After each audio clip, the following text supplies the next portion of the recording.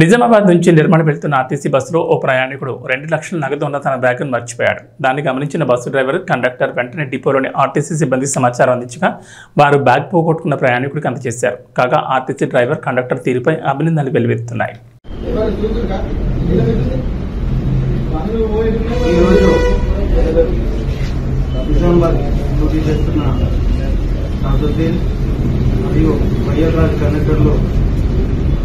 విధులు నిర్వహిస్తుండగా నిజామాబాద్ నుంచి నిర్మల్ వస్తుండగా వచ్చిన తర్వాత సాయంత్రం 3 గంటలకు